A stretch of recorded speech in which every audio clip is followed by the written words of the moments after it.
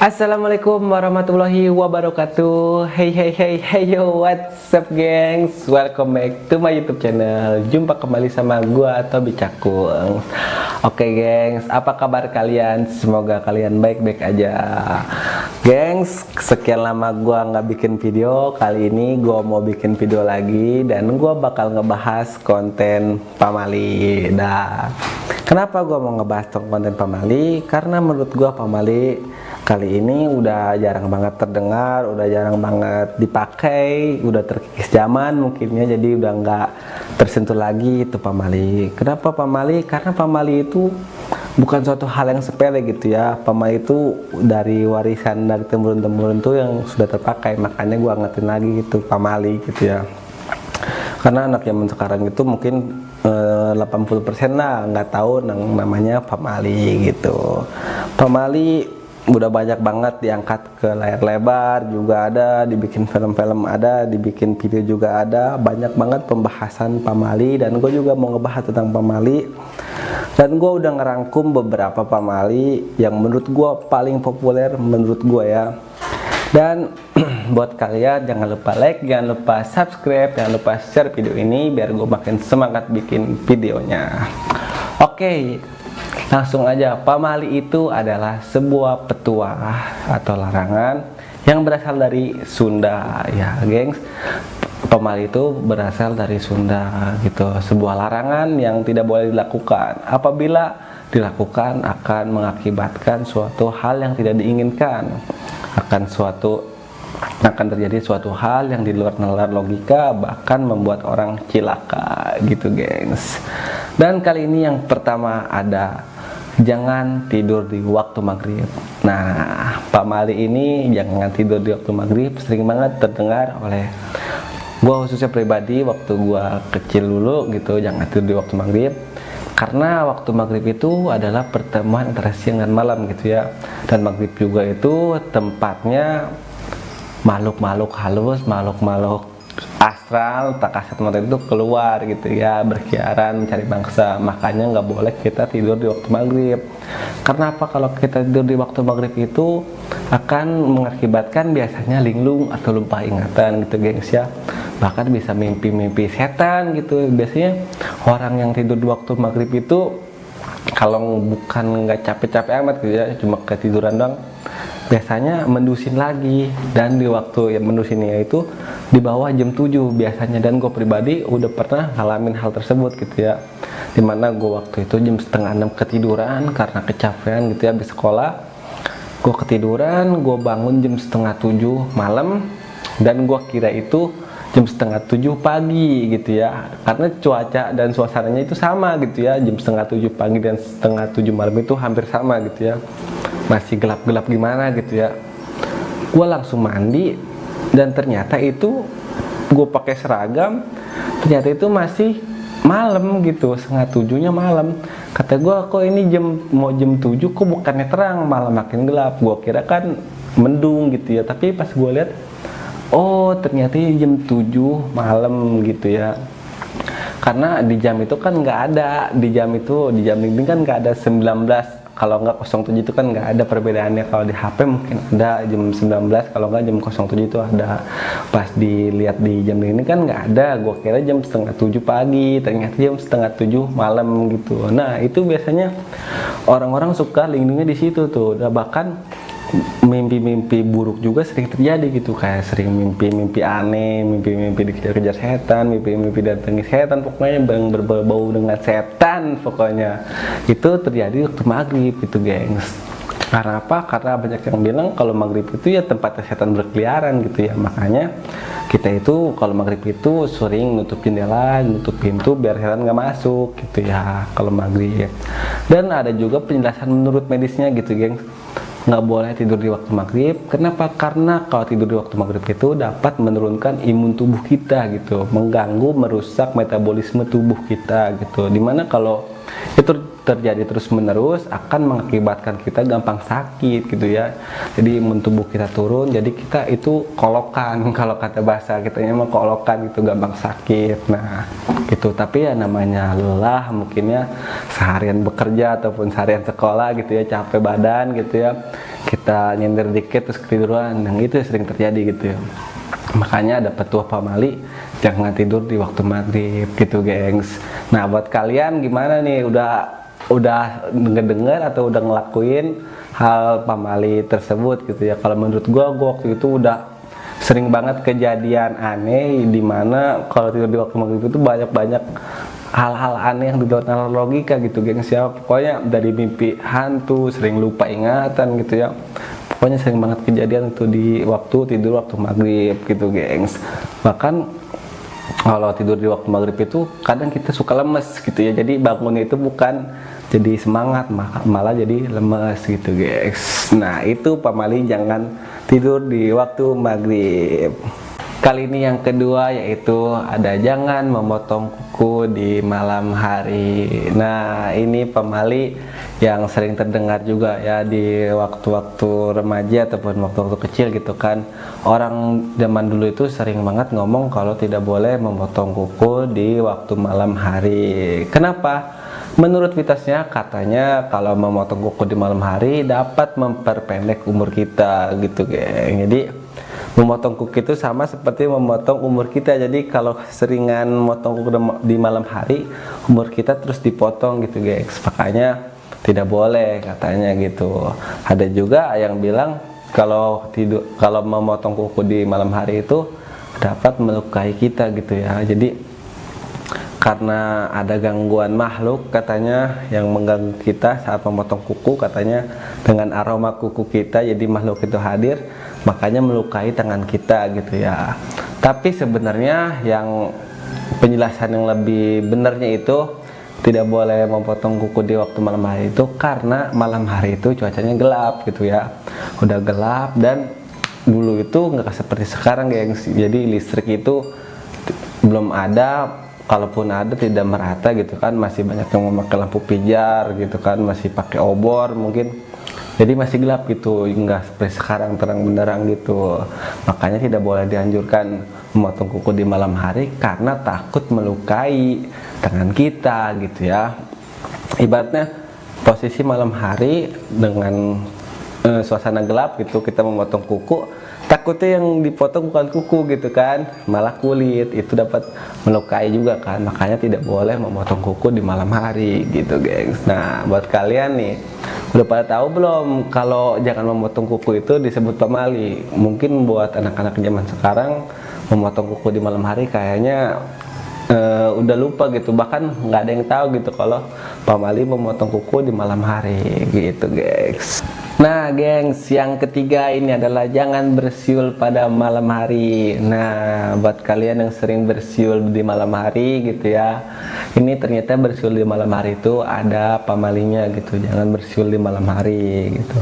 Konon katanya menurut mitosnya kalau bersiul di malam hari itu dapat mengundang hadirnya makhluk halus datang ke rumah kita, dan makhluk halus itu akan mengganggu kita gitu. Makanya tidak boleh bersiul di malam hari gitu ya. Tapi ada juga yang bilang katanya kalau misalnya kita untuk mancing burung gitu kan, karena biasanya orang-orang pada punya burung gitu ya, jadi dipancingnya pakai siulan, katanya tidak apa-apa gitu ya. Tapi ada juga yang ngomong kalau misalnya kita bersiul kita dapat balesan, itu hati-hati karena makhluk halus itu berarti sudah hadir di daerah kita atau di sekeliling kita gitu. Misalnya kita bersiul tiba-tiba hadir gitu balesan siulan yang entah dari mana datangnya, katanya itu dari makhluk halus gitu gengs. Tapi kali ini pernyataan yang lebih benar itu adalah kenapa nggak boleh bersiul pada malam hari, karena pada zaman dahulu itu belum rame seramai sekarang gitu ya, masih sepi gitu ya, rumah juga masih nggak terlalu rame. Kalau malam itu biasanya orang-orang itu pada dalam gitu ya, jarang ada yang di luar gitu. Dan kalau dulu itu kalau kita bersiul itu akan terasa lebih keras, suaranya akan terasa terdengar gitu, takutnya mengganggu orang yang beristirahat. Karena zaman dulu itu tidak ada kerja shift 2, shift 3, nggak ada gitu ya. Karena orang zaman dulu itu ya kerja di pagi hari sampai ke sore, makanya malam hari itu buat beristirahat gitu. Kalau kita bersiul di malam hari, takutnya mengganggu orang yang sedang beristirahat gitu gengs, makanya tidak boleh bersiul di malam hari. Nah, ada juga yang bilang katanya kenapa nggak boleh bersiul di malam hari, alasannya karena pada zaman dahulu itu ada tim pengintai, ada intel gitu ya, yang menyampaikan isyaratnya melalui siulan gitu. Makanya tidak boleh kita bersiul di malam hari, takutnya kita mengganggu atau merusak rencana dari tim pengintai tersebut. Makanya nggak boleh kita bersiul, takutnya karena siulan kita itu nadanya seperti memerintahkan kita, tim pengintai itu untuk maju, ternyata si komandan tersebut belum memerintahkan untuk maju, kan bahaya juga, bisa menyebabkan tim pengintai itu menjadi kekalahan gitu. Makanya tidak boleh bersiul di malam hari. Nah gitu gengs. Nah gengs, kali ini yang keempat ada jangan keluar di waktu maghrib. Nah ini pamali yang paling gue demen, paling gue demen karena ini pamali yang sering banget keluar, sering banget dipakai, sering banget didengar gitu ya. Karena maghrib itu bener-bener waktu krusial, waktu-waktu yang angker, waktu-waktu yang sangat fatal gitu ya. Kayaknya di waktu maghrib gitu. Makanya ada pamali jangan keluar di waktu maghrib gitu. Menurut mitosnya, kalau waktu maghrib itu adalah tempat berkeluarannya jin, hantu atau makhluk halus itu di waktu maghrib gitu. Dia berkentayangan, dia mencari mangsa gitu di waktu maghrib gitu. Karena apa? Maghrib itu kan pertemuan antara siang dan malam gitu ya. Tempatnya lelah-lelahnya habis bekerja gitu. Jadi waktu-waktu krusial itu di waktu maghrib gitu gengs. Karena banyak kejadian itu di waktu maghrib. Seperti apa? Seperti yang di perjalanan, misalnya ada kecelakaan di waktu maghrib, ada orang yang nyari alamat nggak nyampe-nyampe atau muter-muter di tempat di waktu maghrib. Itu waktu-waktu yang sangat krusial gitu di waktu maghrib.